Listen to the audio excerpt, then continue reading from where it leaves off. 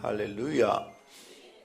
이 아침에 함께 깨어 주님 앞에 나아가는 사랑하는 성도들을 주님의 이름으로 축복합니다. 하나님께서 우리 안에 거하셔서 놀랍고 아름다운 일을 일으키시기를 기대합니다. 아멘. 오늘 아침 주신 말씀 요한복음 16장입니다. 요한복음 16장 13절.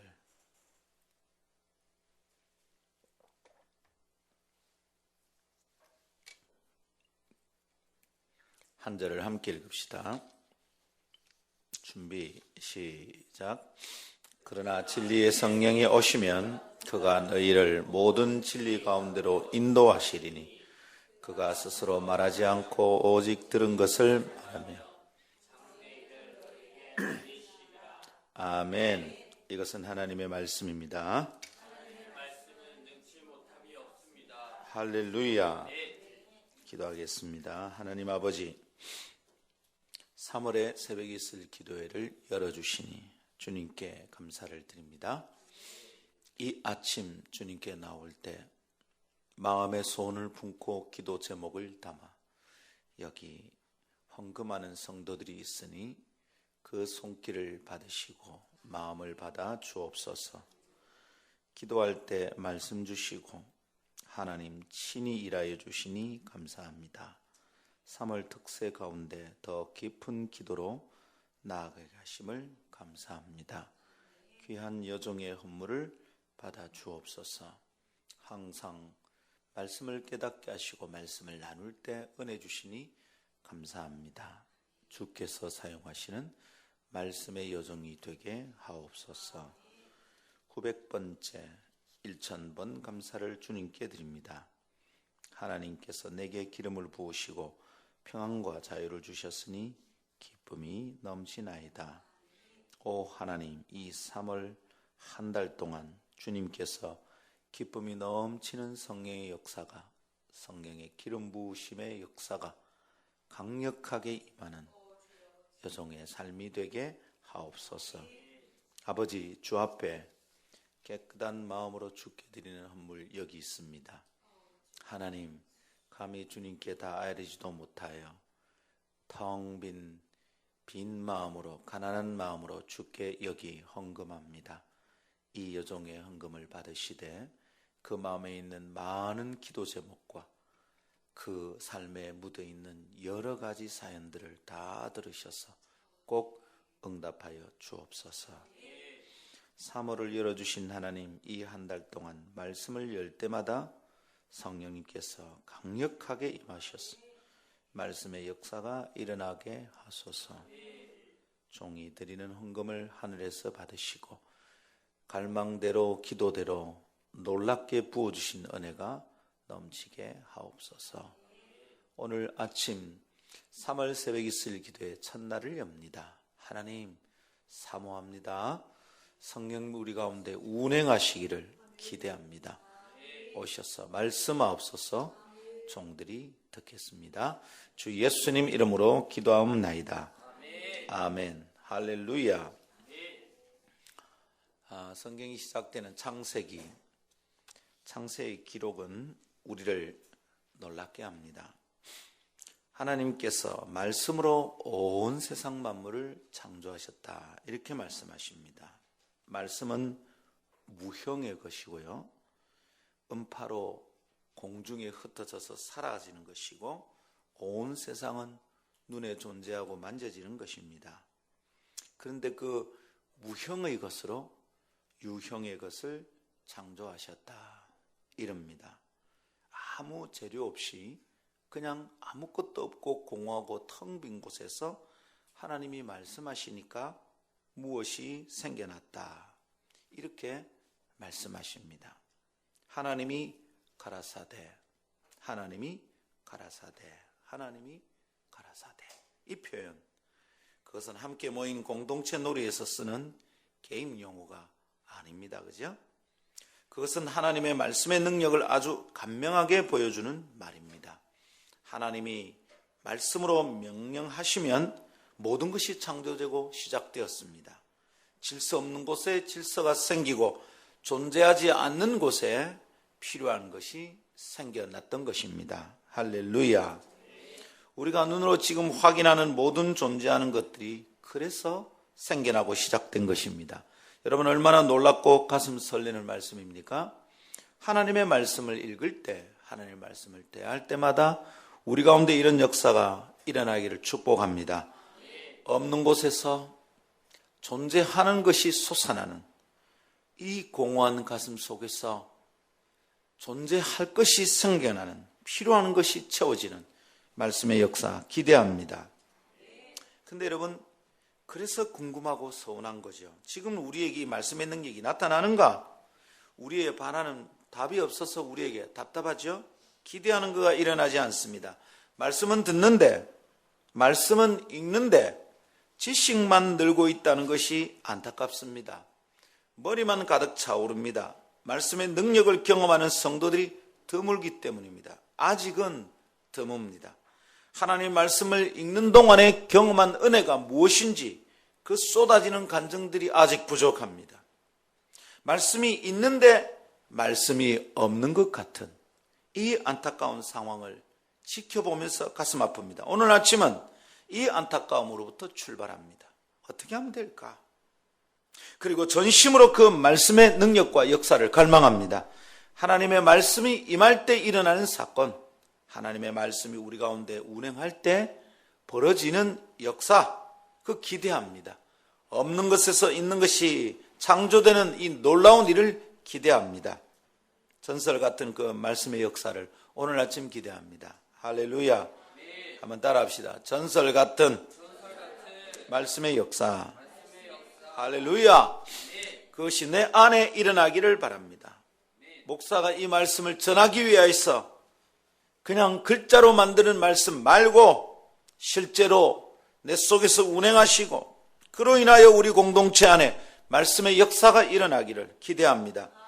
하나님의 말씀으로 창조되고 시작되고 하나님의 말씀으로 새롭게 되는 놀라운 일이 우리 공동체 안에 일어나기를 기대합니다. 그래서 다시 묻습니다. 질문은 우리를 돌아보게 만듭니다. 다시 묻습니다. 오늘 우리에게 말씀이 있습니까? 말씀의 능력이 있습니까? 말씀은 있는데 말씀이 없는 것 아닙니까? 없다면 성령님을 간절하게 환영하여 우리 삶으로 맞이함으로 이 답답함을 떨쳐내고 새로운 신앙의 영역으로 우리 함께 나아가기를 기대하며 초청합니다. 다음 두 가지 깨달음을 붙잡고 3월은 성령님과 함께 말씀을 다시 읽고 다시 묵상하고 그 말씀의 능력이 용솟음치는 그런 시간이 되기를 축복합니다. 두 가지는 이런 것입니다. 첫 번째, 말씀이 없는 시대를 넘어가자 라는 것이고요. 두 번째, 성령님과 함께 말씀의 역사를 경험하자라는 것입니다. 첫 번째 따라합시다. 말씀이 없는 시대를 넘어갑시다. 네, 그 시대 안에 머물지 맙시다. 말씀이 없는 시대 안에서 고통스럽게 몸부림치지 맙시다. 말씀이 없는 시대를 속히 지나가고 넘어갑시다. 할렐루야. 말씀의 시대 안으로 들어갑시다. 아멘. 자, 우리 말씀이 우리에게 있는가? 이런 질문으로 시작했습니다. 그것으로 우리를 돌아보아야 되겠죠? 지금 내 안에 말씀 있나? 지금 우리 시대 안에 말씀 있나? 지금 우리 가정에 말씀이 있나? 이겁니다. 지금 우리 교회 안에 말씀 있나? 이겁니다. 어떻습니까, 여러분? 목사님 매주일 설교하시잖아요. 우리 교회 오전 예배 은혜 있잖아요. 그렇죠? 근데 그래서 더 진지하게 물어보는 거예요. 그래도 우리에게 말씀이 있습니까? 물어보는 겁니다. 무슨 말씀입니까, 목사님? 네, 말씀이 진짜 있는가? 이 말입니다. 자, 그러면 말씀이 없는 시대도 있었던가요? 네, 그런 시대가 있었습니다. 우선 우리의 마음에 빨리 떠오르는 것은 최근에 묵상하던 사무엘상을 통하여 깨닫는 것이죠. 이스라엘의 제사장 엘리의 시대를 생각해 보면 알겠습니다. 사무엘상 3장 1절은 이렇게 그 시대를 설명합니다. 아이 사무엘이 엘리 앞에서 여호와를 섬길 때에는 여호와의 말씀이 희귀하여 이상이 흔히 보이지 않았더라. 언제라고요? 아이 사무엘이 엘리의 앞에서 섬길 때입니다. 사무엘은 아직 아이다 이 말입니다. 영적 대권을 쥐고 있지 않았을 때 엘리에게 제도적 권세가 있을 때입니다. 곧 엘리에게 영적 책임이 있을 때입니다. 그런데 그 시대 사무엘이 어릴 때 영적 권세가 엘리에게 있을 때 그 시대에 설명하는 표현이 참 답답합니다. 그게 뭡니까? 여호와의 말씀이 희귀했다 이 말입니다. 하나님의 말씀이 잘 안 나타났다 이 말입니다. 하나님의 말씀이 사람들 앞에 드러나지 않았다 이런 말입니다. 이 말 무슨 말입니까? 그 시대의 제사장은 하나님의 말씀에 대해서 말하지 않았을까요? 그 엘리 제사장은 영적 일을 하지 않았을까요? 그 시대 사람들은 하나님을 상징하는 물건들을 소중히 여기지 않으면 어떻게 됩니까? 그 시대 제사에 있었습니다. 엘리의 아들들은 하나님의 말씀과 임재의 상징을 가진 그 법궤를 가지고 전쟁에 나가서 하나님이 함께 하시기를 기대했습니다. 그들에게 종교적 행위가 있었다 이 말입니다. 그들에게도 율법책이 있었습니다. 그들에게도 하나님의 말씀이 있었다 이 말입니다. 그런데 여러분, 하나님의 말씀이 희귀했습니다. 종교적 행위도 있고 그들에게 하나님의 말씀을 읽고 하나님의 말씀이 있다는 것을 알고 있었던 때였습니다. 그런데 하나님의 말씀이 희귀했다 이래 말합니다. 잘 들어보십시오. 그 시대에 어떤 일이 일어났습니까? 엘리의 아들들이 법궤를 가지고 전쟁에 나갔지만 그건 종교적 행위죠. 하나님을 정말 신뢰하고 하나님의 말씀을 참으로 붙드는 사람들이 아니었어요. 종교적 행위로 그냥 들고 나간 거예요. 우리가 하나님의 말씀을 듣지만 이건 그냥 종교적 행위가 되면 아무 일도 일어나지 않아요. 주일마다 나와서 예배를 드리고 하나님 말씀을 듣는데 아무 일도 안 일어나. 오히려 답답한 일이 일어나요. 그 법궤를 빼앗겨서 그 전쟁에서 집니다. 그리고 두 아들이 죽습니다. 엘리는 그 소식을 듣고 의자에서 넘어져 목이 부러져 죽었습니다. 며느리는 아이를 낳던 중에 그 모든 일을 접하고 출산 후 죽어갑니다. 죽어가면서 아이의 이름을 정합니다. 이가봇. 하나님의 영광이 떠났다 이 말입니다. 가봇, 영광이라 했죠. 이가봇. 하나님의 영광이 떠났습니다. 그 시대가 그런 시대입니다. 하나님의 말씀이 희귀하니 하나님의 영광이 떠납니다. 하나님의 영광이야말로 세상과 대조되는 것입니다. 하나님의 영광이야말로 답답한 시대를 밝히는 빛입니다. 하나님의 영광이야말로 안타깝고 나약하고 보잘것없는 하나님의 백성에게 능력을 주는 것입니다. 그 하나님의 영광이 떠났습니다. 하나님의 백성은 뭘로 삽니까? 전쟁에 질 수밖에 없습니다. 며느리는 보았던 겁니다. 뭘요? 자기 남편이 죽고 자기 시아버지가 죽는 걸 보았던 게 아니라 하나님의 영광이 떠나는 걸 보았던 겁니다. 하나님의 영광이 떠나면 그런 일이 일어나는 거예요. 가정 안에 비극이 일어나고 하나님의 교회 안에 비극이 일어나고 나라 안에 위기가 시작이 되는 겁니다. 하나님의 영광이 떠난 시대는 위험합니다. 무섭습니다. 여러분, 예배 꼬박꼬박 빠지지 않고 나오는 거 귀한 일입니다.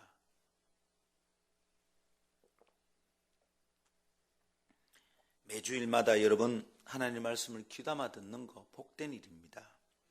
얼마나 복이 있습니까?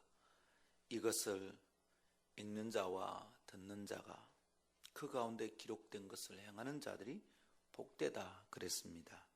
그런데 여러분 잘 보십시오. 우리 시대가 다른 시대와 다르다, 엘리의 시대와 다르다라고 생각하고 지나가면 이 말씀은 무시무시한 경고와 심판의 메시지입니다. 아하, 하나님의 말씀이 없으면 개인의 삶이 비참해지는구나. 하나님의 말씀이 없으면 가정 안이 엉망진창이 되는구나. 하나님의 말씀이 없으면 교회가, 나라가 뒤죽박죽 되는구나. 무서운 일입니다. 하나님의 영광이 그 시대를 떠나고 그 백성을 떠나면 하나님의 백성은 실패할 수밖에 없고 희망을 잃게 되고 좌절하게 되는 겁니다. 그 사사시대 말 엘리의 시대에 그런 시대였습니다. 종교적 행위 다 있었습니다. 법계에 대한 생각도 있었습니다. 그거 들고 나면 승리할 수 있다, 이런 믿음 비스무리한 게 있었습니다. 그런데 엉망이었습니다. 껍데기만 있었습니다. 그래서 오늘 아침 우리가 정신 차려야 됩니다. 미안하지만 여기 걸어 나온다고 우리의 모든 일이 해결되는 게 아닙니다. 내가 종교적인 사람이 된다고 문제가 해결되는 게 아닙니다. 미안하지만 목사이기 때문에 문제가 풀리는 것 아닙니다. 하나님의 말씀이 내 안에 없으면 죽는 겁니다. 그 답답한 시대는 사무엘이 전면에 등장할 때까지, 사무엘이 떠올라서 말씀을 선포할 때까지 계속되었습니다. 하나님의 말씀의 사람이 나타날 때까지 아무 일도 일어나지 않았습니다. 이런 답답한 시대는 신구약 사이에도 있었습니다. 말라기 이후 세례 요한이 등장하기까지 그 시대를 우리는 신구약 중간기 이렇게 말합니다. 약 400년 가까이입니다. 그 시대 어땠습니까? 성경이 없습니다. 말라기 선지자까지 주의 말씀을 선포하고 이게 기록된 말씀이 되는데, 복음서가 시작될 때까지, 요한이 광야에서 외칠 때까지 하나님의 말씀이 침묵합니다. 여러분, 그 시대 어땠습니까? 하나님의 나라는 자유를 잃고 다른 나라에게 속국이 됩니다. 죽기까지 항거하던 마카비 정권의 후예들은 마침내 무시무시한 도륙을 당하고 사라집니다. 하나님의 백성은 빼앗기고 좌절했습니다. 잘 보십시오. 성경을 뒤져보고 역사를 살펴보면 말씀이 없는 시대가 얼마나 비참한지, 하나님의 말씀이 없으면 어떻게 하나님의 백성들이 힘들어지는지 볼 수 있습니다. 그러면요, 이런 시대를 지나가야 됩니다. 그런 시대 안에 머물러 있으면 안 됩니다. 이러면 안 되는구나. 성경을 읽어도 되고 안 읽어도 되는 거, 이런 거 있을 수 없습니다. 이 선택사항이 아니에요. 하루 종일 성경 한 장 읽지도 않고 말씀 묵상하지도 않고 지나가는 게 이건 무서운 일입니다. 큐티합시다, 큐티합시다. 그렇게 하는데, 하는 척 하는데 그 한 말씀도 묵상하지 않는 사람 위험합니다. 안타까운 일입니다. 아무 일도 안 일어납니다. 그 사람에게 아무리 열심히 해도 안 일어납니다. 종교적인 껍데기입니다.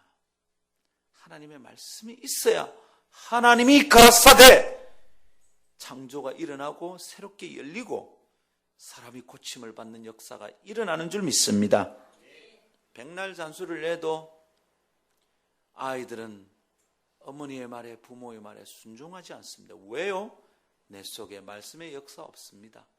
내 속에 말씀의 권세 없습니다. 하나님의 말씀이 가라사대, 이럴 때 무에서 유가 창조되었듯 지금도 내 속에 하나님의 말씀이 있을 때 부모의 말이 권세가 있고, 가장의 말이 권세가 있고, 직장 상사의 말이 권세가 있고, 목사의 말이 권세가 있게 되는 줄 믿습니다.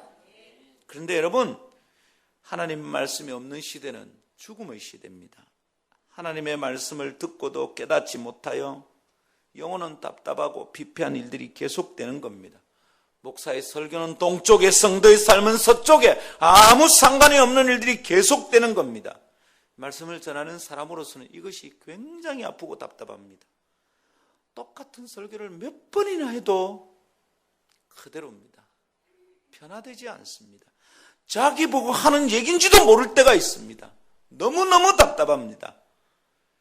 입에서 성경의 지식은 줄줄 나오는데 하나님의 말씀은 그 속에 없습니다. 큰일입니다, 여러분. 이런 사람은 하나님의 말씀을 알고 있기 때문에 모르는 겁니다. 이런 사람은 하나님의 말씀을 안다고 하기 때문에 무식한 겁니다. 사랑하는 여러분, 말씀이 없으면 답답하고 고단하고 피폐합니다. 황량한 사막이 됩니다. 물이 말라 흉년을 당한 땅같이 하나님의 백성의 삶의 터는 거칩니다. 겉으로는 아무 문제 없는 것 같으나 자신은 압니다. 말랐구나, 이전 같지 않구나, 하나님이 어마어마한 은혜로 부어주시던 그날은 내게서 끝이 났구나. 난 이제 그 거룩한 성령의 기름 부으심이 일어나지 않는구나. 어찌해야 됩니까? 더 열심히 하면 됩니까? No, 그거 아닙니다. 나이는 들어 힘은 사라지는데 어떻게 더 열심히 합니까? 여러분 어떤지 모르지만 저는 깨닫고 있는 겁니다. 더 열심히 할 수가 없습니다. 이번에 어디에 집회 갔다 오다가 아내의 차를 타고 오면서 제가 문득 그랬습니다. 문득 깨달아지는 거예요. 밤늦도록 집회하는데 이게 말입니다. 이전처럼 이게 외침이 나오지 않는 거예요. 이전에 젊을 때 배심이 있을 때 하나님께서 라고 외칠 때 내 입에서 쭉쭉 뻗어나가는 소리가 있었고 그 소리에 애들이 움찔움찔하고 소스라치듯이 꼬꾸라지는 일들이 있었습니다. 이제는 내 육신의 소리가 그렇게 되는 것은 안 된다는 걸 알겠더라고요. 그래서 그날 내려오면서 이랬습니다. 여보, 이제 힘이 딸리네. 이제는 이전처럼 하면 내가 죽는 거예요. 이제는 옛날처럼 열심히 뛰면 내가 죽는 거예요. 나이가 들어가면 몸에 힘이 빠지면 그거 인정해야 돼. 그러면 이제 어떻게 됩니까? 이제 김 목사는 이전과 같은 말씀의 역사가 일어나는 걸 포기해야 될까요? No. 저는 그렇지 않다고 생각하는 겁니다. 나의 열심은 사그러들 수 있어. 왜냐하면 내 몸의 근육이 약해지니까. 이전처럼 바리바리 뛰어다닐 수 없어. 이전처럼 목소리가 그냥 높은 라, 높은 시, 높은 도 올라가는 목소리는 안 나와. 그런 힘이 없어 내 속에. 배심이 없어. 내 육신에 힘이 없어. 그러나 내 속에 하나님의 말씀의 능력은 있을 수 있어. 이거 하자 이 말입니다. 괜히 열심히 내지 마세요. 하나님의 말씀이 내 안에 머물게 하면 돼요. 말씀이 없는 시대를 지나가야 돼. 말씀이 없는 시절이 계속 내 안에 머물면 안 돼. 그렇게 되면 어떻게 됩니까? 죽는 거죠. 답답한 거죠. 왜 안 되나? 왜 안 되나? 그때처럼 왜 안 되나? 이러고 가는 겁니다. 여러분, 저 이거 힘들게 깨달은 거거든요. 그래서 한 2, 3년 열심히 해봤습니다. 뭘? 더 많이 일하려고 하는 게 아니라 새로운 게 뭐가 있나? 이거 어떻게 해야 되나? 열심히 해봤습니다. 최근 그리고 작년부터 섬기는 작년 여름 수련회, 올 겨울 수련회 저는 느낍니다. 이상한데 하나님이 일하시는데. 예, 작년 여름에도 올 겨울에도 제가 몇 번이나 이렇게 말했습니다. 이거 전성기가 다시 돌아온 거 아닌가? 굉장히 고단합니다, 여러분. 이전에 수련회 하면 12시 안에 집회 안 마쳤습니다. 새벽 2시, 3시까지 애들이 기도가 끝나지 않았습니다. 놀라웠죠. 제가 쓰임받고 있다는 게 정말 행복했습니다. 근데 여러분, 이제 제가 12시 넘어까지 설교 못합니다. 새벽 2시, 3시까지 기도 인도 못하겠어요. 그런데 이상한 일들이 일어납니다. 11시쯤 설교를 마치고 기도하는데도 이전과 같은 일이 터집니다. 이상하다. 분명히 이전과 같이 하지 않는데 이전과 같은 혹은 이전과 같이 이전보다 더 넘치는 일들이 일어납니다. 자, 사모함이 있습니다. 이제 되나? 내 육신의 힘은 약해지지만 그러나 새로운 일이 시작되나? 이제 되나? 이런 기대가 있습니다. 사랑하는 성도 여러분, 우리 교회 안에서 이 일이 일어나기를 기대합니다. 사랑하는 성도들, 미안하지만 몸만 열심히 설치지 마세요. 미안하지만 목사 눈에도 표가 납니다. 하나님이 그거 모를까 봐요. 여러분 개인적으로 말씀 있습니까? 개인적으로 말씀 묵상합니까? 그 개인적으로 받는 말씀 때문에 개인의 지성소가 성전이 되고 흔들리고 덜덜덜덜 떨리고 그래 본 적 있습니까? 형식뿐이잖아. 주일날 설교 들으면서 은혜 받았다. 겨우 그 얘기 나누고 말잖아. 이전에 깨달았던 거 계속 울고 먹고 있잖아. 미안하지만 여러분, 사람이 목사 눈에도 보입니다. 그 사람 통해서는 아무 일도 안 일어납니다. 말씀의 역사 사모합시다. 말씀 없는 시대 지나갑시다. 아모스 8장 11절은 말씀이 없는 하나님의 백성의 삶의 터를 다음과 같이 설명합니다. 주 여호와의 말씀이니라. 보라, 날이 이를지라. 내가 기근을 땅에 보내리니 양식이 없어 주림이 아니며 물이 없어 가람이 아니요. 뭡니까? 여호와의 말씀을 듣지 못한 기갈이라. 보십시오. 배고프고 목마른 시대가 온답니다. 그때가 언제라고요? 밥 못 먹고 물 못 마셔서 그런 게 아니라 하나님의 말씀을 듣지 못해서 그렇대요. 여러분, 하나님의 말씀이 중세 암흑기에 없었습니까?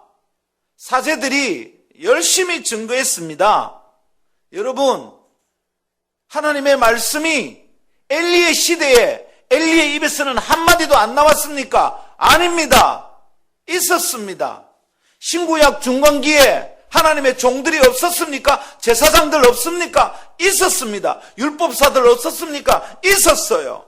그런데 여러분, 하나님의 말씀이 선포되고 있는데 하나님의 말씀을 듣지 못하는 기갈이 있다 이 말입니다. 무서운 말이죠. 우선은 목사는 이게 떨리는 얘기입니다. 네가 100번 소리쳐서 설교를 해도 하나님의 말씀이 들리지 않을 수 있다는 거죠. 얼마나 무서운 얘기입니까? 성도들에게 적용해 봅시다. 네가 귀를 열고 예배 시간에 앉아서 설교를 듣고 있어도 네 속에 하나님의 말씀이 없다 이 말이잖아요. 네가 매일 성경책을 열고 글자는 읽고 있는데 하나님의 말씀은 없다 이 말입니다. 제사 훈련 받고 있는데 암송하고 있는데 네 속에 하나님의 말씀이 없다 이 말입니다. 이 무서운 얘기입니다. 종교에서 껍데기뿐이다 이는 거죠. 말씀이 없어서, 말씀을 듣지 못해서, 말씀이 내 안에 머물지 않아서, 말씀이 내 안에 운행하지 않았어. 그것이 하나님의 백성의 목을 마르게 했다 이 말이죠. 영혼을 가라게 만들었다 이 말입니다. 영혼이 삐쩍 말아서 죽어가고 있다 이 말입니다. 사랑하는 여러분, 세계사 속에서 일었던 중세 암흑기 알고 계시죠? 사제들이 말씀을 전하고 있었습니다. 성경이 있었어요. 근데 라틴어로 하나님의 말씀을 읽고 지 마음대로 엉뚱하게 해석해서 주의 말씀을 전했습니다. 이게 말씀이다 이랬습니다. 성도들이 그걸 따라했어요. 시킨 대로 했어요. 그런데 깜깜했어요. 아니, 사제들이 설교를 하고 성도들은 그게 하나님의 말씀이라 믿고 순종을 했다 이 말입니다. 아무 일도 일어나지 않았어요. 오히려 깜깜해졌어. 엉뚱하게 만들어냈어. 연옥을 만들어내고 면죄부가 생겼어요. 말씀이 없으니 진리가 서지 않으니 그런 엉터리 같은 일들이 발생했던 겁니다. 수많은 사들이 성경을 읽고 전하는데 자기가 전하는 얘기가 성경하고 틀리는데도 겁도 없이 그대로 전했던 거예요. 꽤 많은 지식인들이, 라틴어를 읽을 수 있는 지식인들이, 대학의 교수들이 라틴어로 된 성경을 읽으면서 이게 틀린 줄 알면서도 입 다물고 있었던 겁니다. 루터가 나타날 때까지 그랬던 거예요. 사무엘이 등장할 때까지, 세례요한이 등장할 때까지, 루터가 나타날 때까지 말씀이 없는 시대는 말씀을 전하고 듣고 읽고 배우고 연구하고 책을 쓰고 발표하는데도, 논문을 발표하는데도 그 시대는 죽은 시대였어요. 이게 무서워요. 여러분은 어떤지 모르겠지만, 사랑하는 여러분, 말씀이 없으니 그런 거예요. 말씀이 없으니 사람이 진리를 창조합니다. 이게 진리다 이럽니다. 우리 시대 이단들 많지에 말씀이 없으니 진리를 사람이 창조하고 있는 겁니다. 지가 보혜사래. 벌받아 죽을 거야. 말년이 비참할 거예요. 무섭습니다, 여러분. 이단 사수를 만드는 인간들의 말년과 그 후가 어떻게 되는지 보면 알아요. 예? 시온합섬, 시온식품, 천북의 말입니다. 굉장했지 않습니까? 박태선, 기장, 어마어마한 동네였습니다. 거기 집장촌이 있었잖아요.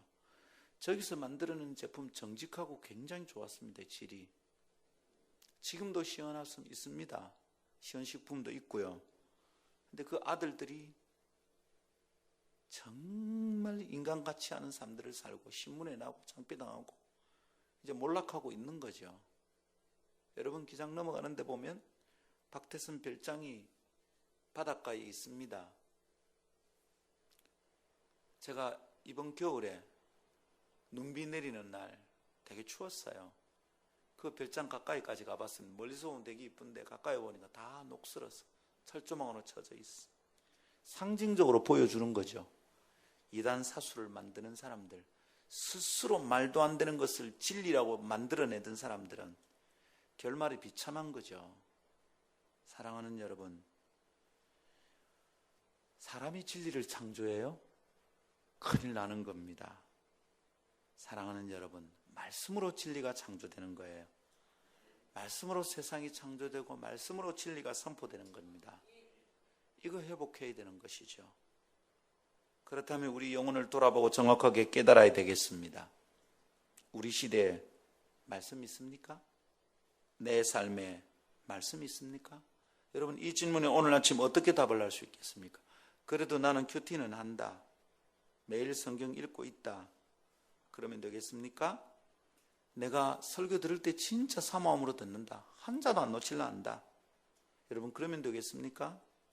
이전에 내가 깨달은 말씀이 아직도 내 안에 출렁한다. 거짓말하지 맙시다. 이 질문에 여러분 어떻게 할 수 있습니까? 무서운 말입니다. 우리 시대 한번 보십시오. 성경이 남아도입니다. 이전에는 성도들이 손에 성경이 없었어요. 두루마리를 사람들마다 들고 있지 않았습니다. 지금은 성경이 남아도입니다. 수련회 한번 마치고 나면 여러분 한 권에 수많은 하는 귀한 성경책 마구 버리고 가는 10대들이 수두룩합니다.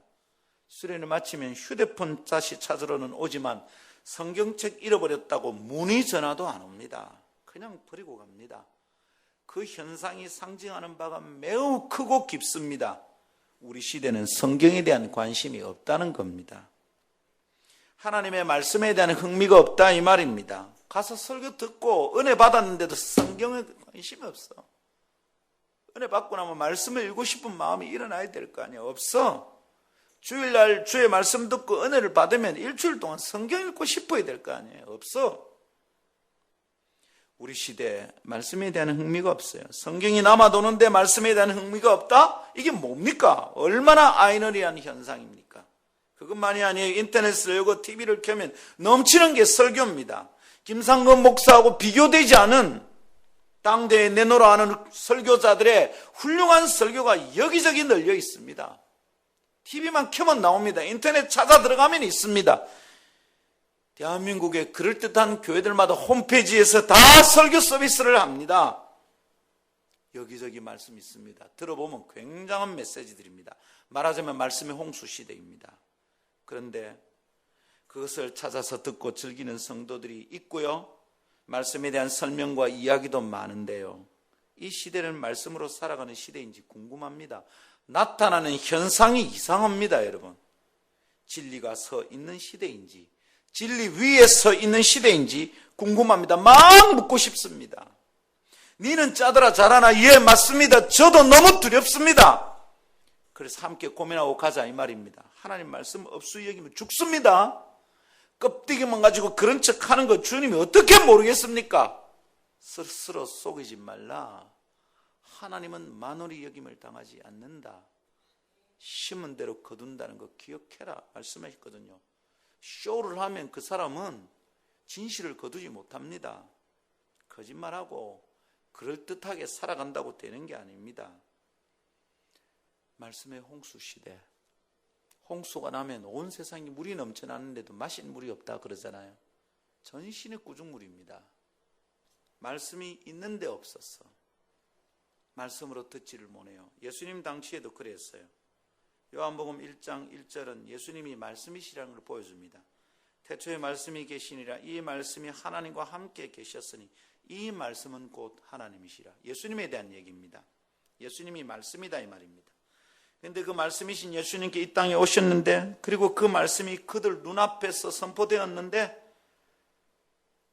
당신의 말씀이 선포되는데 그 시대의 유대인들은 구원을 받지 못합니다. 말씀이신 주님이 그들 속에 걸어 다니셨는데도 말입니다. 생각해 보십시오. 이 시대와 무엇이 다릅니까? 우리 곁에 성경책이 흔하게 돌아다니고 귀에 늘 설교가 들리는데 그 말씀을 통하여 진리의 자유함을 누리지 못합니다. 하나님의 백성들의 삶이 답답합니다. 말씀으로 시원하게 뚫리고 영혼의 갈증이 해결되는 것을 경험하지 못합니다. 사람이 변화되지 않습니다. 그 설교 똑같이 몇 번이나 들어도 절대 변하지 않습니다. 말씀 앞에 엎어지지 못합니다. 꼬꾸라져 순종하지 못합니다. 그 엎어짐이 없으면 말씀은 진리가 아닙니다. 그냥 지식이죠. 지적 오만에 쩔어서 자기가 몇 가지 더 아는 것으로 자신사는 판단합니다. 참된 구원을 경험할 수 없습니다. 사랑하는 여러분, 그래서 기대합니다. 우리 시대의 사무엘 같은, 우리 시대의 세련 요한 같은, 루터 같은 말씀의 사람이 다시 나타나기를 기대합니다. 제가 말하는 것은 그런 설교자가 나타나기만을 기대한다는 말이 아닙니다. 오히려 그 말씀을 붙들고 살아가는 말씀의 사람으로서의 성도들이 나타나야 돼. 설교 잘하는 목사는 더 많아질 거예요. 그런데 그 설교를 듣고 구원받지를 못한다 이 말입니다. 이거는 목사로서는 가슴 터지는 일입니다. 성도 여러분, 말씀의 사람 됩시다. 사무엘이 옴으로써 엘리 시대의 어둠이 끝이 났듯이, 세례 요한이 선포함으로 말씀이 없던 시대가 끝이 났듯이, 루터가 선포함으로 말씀 없던 시대가 끝이 났듯이, 하나님, 내가 말씀을 붙들고 살아서 말씀 없는 시대가 끝이 나게 하여 주옵소서. 가끔 여러분, 성도들을 만나서 말씀에 대한 얘기를 듣는데 어마어마한 메시지를 듣습니다. 제가 아는 한 집사님, 사업을 크게 하는 집사님입니다. 자기 계열사가 10개쯤 되는 분입니다. 이분이 매일 아침 제게 카톡 메시지를 보내는데 자기가 아침에 콰이타임만 말씀을 제게 보냅니다. 진짜로 정확합니다. 잘 훈련되어 있다는 걸 알겠습니다. 그거 매일 저한테 보냅니다. 그 집사의 집사, 굉장히 바쁘게 사업하는 분이에요. 아침에 일찍부터 출근하고 굉장히 부지런한 분입니다. 말씀 없이 시작 안 합니다. 그분과 그분의 부인과 만나서 얘기하면 웬만한 목사 부부를 만나서 얘기할 때보다 말씀의 충격이 제게 옵니다. 그분들을 만나는 게 행복해요. 네. 돈 있는 사람들이라서 저한테 봉투 하나 찔러주는 것보다 더 행복해요. 말씀이 와요, 말씀이. 그 부인 보고는 제가 늘 그래요. 전도사님이래요. 그럼 부인의 반응이 늘 이래. 아이고 목사님, 제가 전도 못한다고 나무라시는 거죠. 반응이 완전 달라요. 지금은 서울의 온누리교회 다닙니다. 부산에 함께 있을 때 그 부인 집사님이 우리 중고등부 교사였죠. 나가서 전도할 때 이렇게 전도했습니다. 10대 아이들한테. 너네들 우리 교회 와서 우리 목사님 설교 한 번만 들으면 너가 산다. 이렇게 전도했어요. 제 설교를 무지 좋아해 주셨고요. 그것만이 아니라 그 말씀 듣고 일주일 내내 몸부림치며 살더라고요. 삶이 변해. 집사인데 그 교회 교육자들한테 영향받는 것보다 그 젊은 여집사들이 그분께 제자훈련 받은 사람이 수두룩해요. 한두 명이 아닙니다. 그분이 움직이면 사단이 움직여, 사단이. 진짜 조용조용해. 그 천상 여자 같은 분이에요. 목사님 제가 너무 부끄러웠어요. 조용조용해. 근데 집사들 모아놓고 말씀 가르치고 큐티 가르치고 사형리 가르치고 중보기도 가르치고 영적 전쟁을 가르칩니다. 그 교회 그 젊은 여집사님들 교육자한테 그걸 배우지 않았어요. 이 집사님한테 배웠어요. 지금도 온누리교회 중보기도 팀입니다. 그 기라성 같은 분들 사이에서 이분이 뚜렷하게 드러납니다. 그 남편 집사님은 기업인들과 함께 아침에 말씀하고 묵상하는 특별한 선교단체 지금 하고 있어요. 매주를 가서 훈련받고 가르치고 달라요, 여러분. 목사 아니에요, 사역자 아니에요. 근데 그들은 말씀의 사람이에요. 우리 교회에 이런 분들 일어나길 축복합니다. 여러분, 저 꿈을 꾸고 있어요. 저희 팀에서도 제가 얘기했어요. 우리 이번에 가족 수련회 할 때 70, 60이 넘도록 후배들을 가르치는 선배들이 있으면 좋겠다. 목사 말고, 간사 말고, 전도사 말고 그냥 교회에서 평신도로 사는데 매주일 와서 제자훈련하는 거 평생 하자. 70이 넘었는데도 목요 찬양 와서 끝나고 나면 자기 그룹 모아서 복음 전하자. 거기 와서 흔들리는 10대들 붙들고 말씀으로 상담하자. 그런 사람은 왜 전부 목사만 하냐? 목사고 전도사인데도 그 일을 잘 못하는 사람들이 있잖아요. 그런데 진짜 말씀의 종들이 나타나서 우리 교회는 신학도 하지 않았고 목사도 아니고 전도사도 아닌데 목자가 자기 목장을 관리하는데 거기서 말씀의 사람이 자라는 거, 이거 꿈입니까? 안 되는 겁니까? 아니요. 그렇게 되기를 기대합니다. 아멘. 내가 아는 그 집사님 부부는 그런 분이에요. 그 밑에서 사람이 계속 자라고 있어요. 지금도 그 밑에 자란 제자들이 지금 부산에 있는 그 교회에서 권사님이 되고요, 전도부장이요, 중보기도 팀장 됩니다. 웬만한 전도사 그렇게 못합니다. 사역자들을 부끄럽게 만들 정도입니다. 우리 교회 그런 성도들 일어나기를 축복합니다. 사랑하는 여러분, 그래서 오늘 아침 안타까운 심령 혹은 기대감으로 넘치는 사모함으로 믿음으로 선포합니다. 주 예수님의 이름과 그 말씀의 권세로 외치고 명합니다. 말씀이 없는 이 시대여, 말씀을 말씀되게 하지 못하는 이 답답한 시대의 백성들이여, 말씀 없는 시대를 극복합시다. 이 어두운 시대의 영들아 떠나갈 지어다. 우리 교회 안에서는 끝이 나야 돼. 하나님 말씀을 사모하는 사람들이 일어나게 하여 주시옵소서. 영적인 아름다움을 사모하지 않아. 여러분, 작년 후반부터 느끼는 게 하나 있어요. 저는 여러분 앞에 설교하는 게 점점 자유로워지고 은혜가 된다고 말하는 사람이 늘어나는 것 같아요. 근데 잘 보세요. 숫자가 팍팍 늘지 않아. 특별히 중요한 것은 새벽 이슬 기도의 숫자가 점점 줄고 있어요. 생각해 봅니다. 이게 무슨 뜻일까 생각해 봅니다. 새벽 이슬 기도의 분위기를 바꿀까 싶기도 하고요. 그런데 제 마음에 드는 첫 번째 생각, 제가 있어 본 사역터에서 항상 일어났던 일입니다. 제가 가서 강력하게 진짜로 부딪혀 볼 때는 숫자가 줄었어요. 줄다가 어느 순간까지 딱 하면 그때부터 늘더라고요. 그리고 부흥이 있었어요. 저는 그것을 영적 다이어트라고 불렀습니다. 쓸데없는 군살 붙은 걸로 아무 일도 못하는 거죠. 여러분, 근육이 늘어야지 전쟁을 할 수 있는 겁니다. 살이 찌면 못합니다. 지금 그러고 있는 중인가 보다. 진짜 배기들이 만들어지고 있는 중인가 보다. 이런 기대가 있습니다. 할렐루야.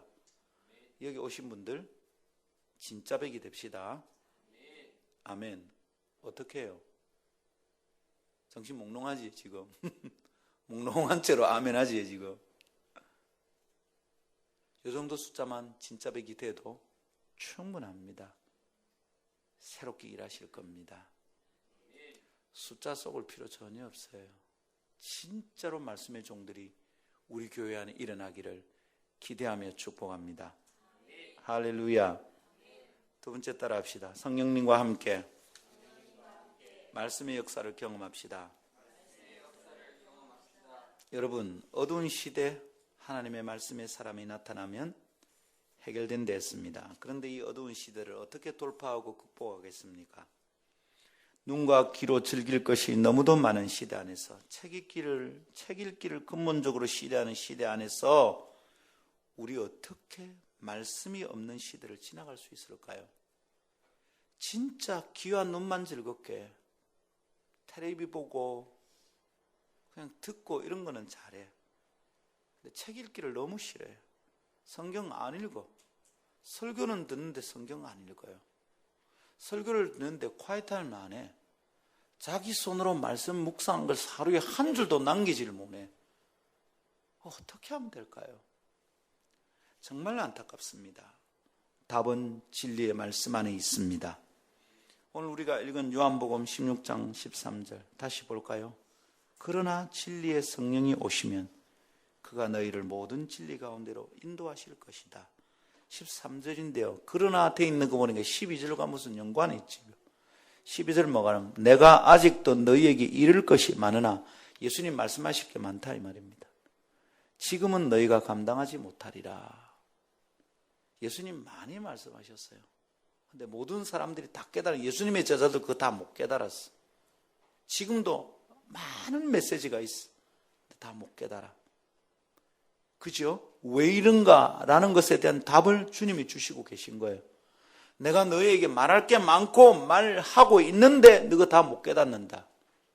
지금 우리 시대 그렇잖아요. 설교 흔해 빠졌는데 다 못 깨달아. 말씀대로 살지 않아. 왜 그런가? 13절 그러나 진리의 성령이 오시는데 오시면 그가 진리 가운데 인도하고 너희가 깨달을 거다 이 말입니다. 할렐루야. 이 설명은 성령님께서 말씀과 관련이 있다는 것을 보여주는 겁니다. 성령님이 오시면 말씀의 역사가 발생한다 이 말이에요. 성령님이 오시면 말씀이 말씀되고 성령님이 오시면 말씀이 말씀으로 깨달아지고 성령님이 오시면 말씀이 재미가 있고 성령님이 오시면 말씀 붙들고 살고 싶어진다 이 말이죠. 할렐루야. 그동안 닫혀있어 깎아받은 하나님의 말씀이 열리기 시작하는 겁니다. 우리 교단에서 유명한 설교자 한 분 계신데 그분이 고신대학에서 수석했습니다. 공부 잘하죠. 서울대학 2번 떨어지고 포기하고 고신대학 오셨던 분입니다. 예리합니다. 설교집도 많이 내고 똑똑하신 분입니다. 그래서 유학을 갔습니다. 학교에서 보냈죠. 그리고 기대하고 있어요. 이분이 돌아오면 고신대 교수가 됩니다. 근데 갔는데 여러분 조직신학을 공부한 거예요. 처음에 조직신학 교수 되려고 막 공부를 하는데 영이 답답한 겁니다. 외국어로 공부하는 것도 힘들고 영혼이 너무너무 답답한 거예요. 죽을 것같이 힘들어요. 그런데 그때 거기 유학 와 있던 두 가정이 작정을 합니다. 너무 답답하다. 이거 어쩌면 좋겠노. 근데 그 유학간 한 분은 고신대 총장을 은퇴하신 분이고요. 또 한 분은 고신대 교수가 되기에 충분한 분인데 다 포기하고 박사인데도 불구하고 그냥 목회하고 있습니다. 근데 두 가정이 모여가지고 우리 새벽기도 하자 이래 된 거예요. 두 가정이 모여가지고 한 본문으로 예를 들면 누가복음을 딱 하면 오늘 누가복음 1장 네가 하면 그 다음 날은 내가 이상하고 이렇게 이제 번갈아 가면서 한 겁니다. 전설 같은 일이에요. 제가 그 얘기를 들으니 가슴이 뛰었어요. 아주 가까이에서 개인적으로도 그 얘기를 들었거든요. 고신대 총장 지난 그 목사님이 저한테 얘기하더라고요. 제가 들은 얘기를 했더니 그때 놀라웠지. 그 형제의 메시지가 새벽마다 우리를 살렸다고. 고신대 총장이신 그분이 같이 새벽 기도했던 그분의 말씀을 그렇게 얘기했습니다. 그런데 그 조직신학을 하러 갔던 이분이 어느 날 그렇게 하다가 그분이 말씀을 하시는 그대로입니다. 어느 날 말씀이 확 열리더랍니다. 이게 이런 뜻이었나? 말씀이 확 열리는데 그날부터 설교하는데 자기 설교를 듣는 사람이 달라지더래요. 이전에 자기 설교가 그렇지 않았대요. 그래서 거기 있는 한인교회, 요하네스버그에 있는 한인교회 와보라 그래서 가서 설교하러 갔대요. 이전에는 조직신학처럼 설교를 한 거죠. 근데 그날 설교하는데 전혀 다른 일이 일어난 거야. 그 온 교인들이 은혜 받고 뒤집어졌어. 고민했대. 나 조직신학 포기한다. 설교학 공부해야 되겠다. 설교학으로 박사받고 돌아왔습니다. 돌아와서 그분이 서서 설교할 때마다 신학생들이 꼬꾸라졌어. 저도 그분 설교 처음 들었을 때 신학대학원 다닐 때입니다. 얼마나 울었는지 몰라요. 우리 채플에 왔었거든. 채플에 와서 설교하는데 그날 뒷수업 다 빼먹었어요. 일어나 수업하러 가지는 못하겠어. 나중에 두 사람 남아있다. 내하고 한 친구가 남아있었어. 그 친구 연세대 나온 친구인데 되게 똑똑했어요. 이 친구가 나중에 하는 말이 이러더라고요. 전도사님, 나는 지식으로만 하나님 말씀을 이해했다고. 하나님 말씀이 열리는 걸 경험하지 못했다고. 그분이 SFC 수련회 대학생대에 왔을 때 그 새벽에 10편, 2편, 3편, 4편 설교할 때 제가 제 동료인 절친인 허세원 목사가 손을 붙들고 그래요. 그 새벽에 말씀 받고 은혜를 받아가지고 둘이서 손을 붙들고 얼마나 울고 기도했는지. 해가 중천에 다 떴는데도 우리가 밥도 안 먹고 기도하고 있어요. 눈을 떠보니까 그 주변에 지 제자, 내 제자, 우리를 좋아하던 대학생들이 쏙 둘러서서 적어도 기도하고 있더라고. 고신대 마당에 다 없어요. 그 사람이 한 20, 30명. 우리 둘이는 그 사람들이 있는지도 몰랐어. 둘이서 그 말씀 받고 우리는 말씀의 종, 우리 가짜일 수도 있다. 우리 정신 차리자. 둘이서 얼마나 기도했는지. 진짜로 세상과 나는 광고도 없고 주변에 누가 있는지 해가 떴는지 몰랐습니다. 눈을 떠보니까 지 제자, 내 제자 한 20, 30명이 같이 울면서 기도하고 있더라고요. 사모합니다, 여러분. 말씀 끝나고 몸을 가누지 못할 만큼 일이 일하는 거 기대합니다. 그거 어떻게 가능합니까? 성령님이 오시면 말씀의 역사가 발생합니다. 할렐루야. 눈에 비늘이 벗어지고 말씀이 열려서 말씀의 뜻을 보게 됩니다. 말씀이 깨달아지고 가슴이 뜨거워집니다. 예수님과 함께 엠마오로 가던 두 제자가 예수님이 말씀을 설명하니까 가슴이 뜨거워졌잖아요. 말씀의 능력이 활성화되고 창조의 능력과 치유의 회복의 역사가 일어나게 될 것을 믿습니다. 영적 암흑기는 거두어지고 밝게 말씀이 드러나서 흑암에 앉은 백성들이 구원받게 될 줄 믿습니다. 사랑하는 성도 여러분, 우리 교회 그 일 일어나기를 기대합시다. 저 갈망이 있습니다. 잘난 척하는 사람들 말고 말씀에 꼬꾸라지는 사람들 좀 일어나기를 기대합니다. 성령님이 임하시면 이런 일이 일어납니다.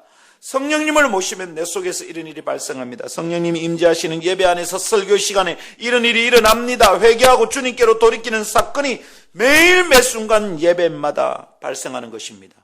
오늘 아침 여기서도 일어날 수 있습니다. 그렇다면 이 성령님 사모합시다. 이 성령님 모십시다. 열렬히 환영하여 모십시다. 성령님 환영합니다. 성령님 여기 오시옵소서. 성령님 오늘 오시옵소서. 성령님 내게 오시옵소서. 특별히 말씀 열 때마다 성령님이 함께 하시기를. 읽으면서도 무슨 말인지 모르는 거 이건 말고, 성경만 펴면 잠오는 거 말고, 설교만 시작하면 길다 말하는 거 말고, 설교 들을 때마다 말씀 열 때마다 읽을 때마다 성령님 내게 오시옵소서. 그래서 진짜로 진리의 성령이 거기 오시고 놀라운 일이 시작되기를 축복합니다. 그래야 우리 속에 영적인 변화가 일어나고 창조적 역사가 일어나기를 기대합니다. 부디 이 성령의 역사를 겸하고 매일 누리게 되기를 축복합니다.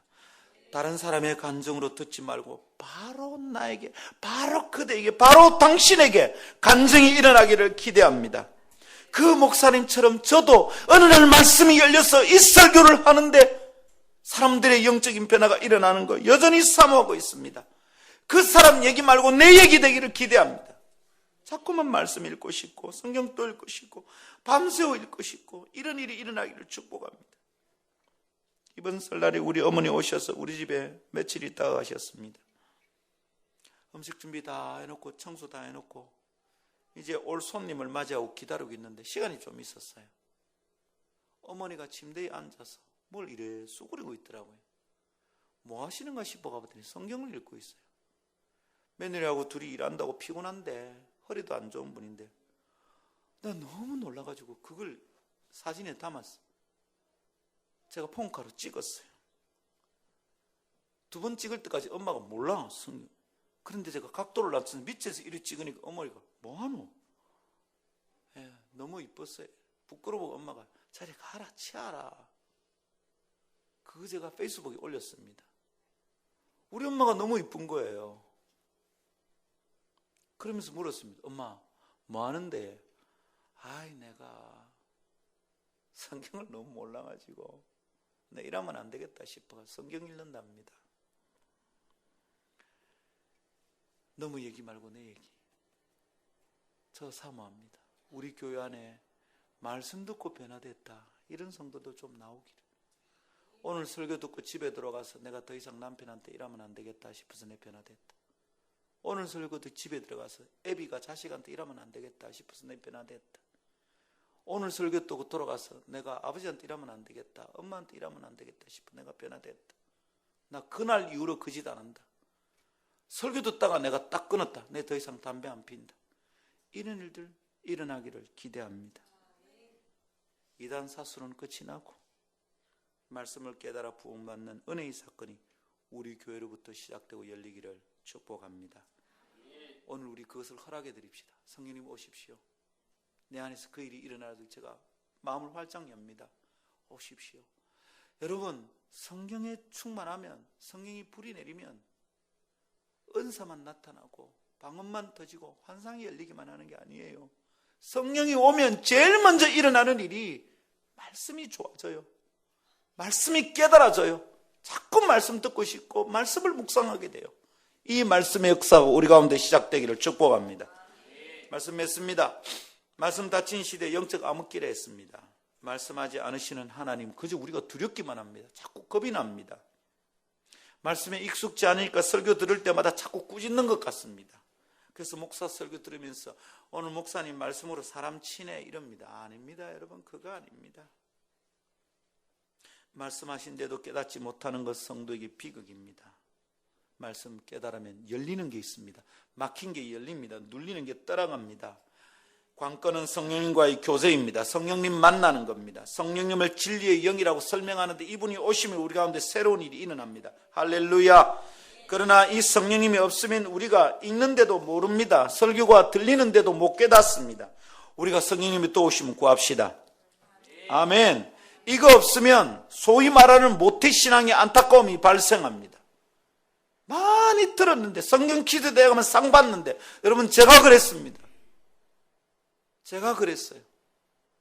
저 SFC 부산 노예 성경 퀴즈대회 상 받았습니다. 근데 저 예수 안 믿었습니다. 그때. 사랑하는 여러분, 주의 성령이 오늘 우리에게 임하시면 말씀의 삶이 시작되기를 축복합니다. 이 성령님 환영합시다. 할렐루야. 한번 기도하겠습니다.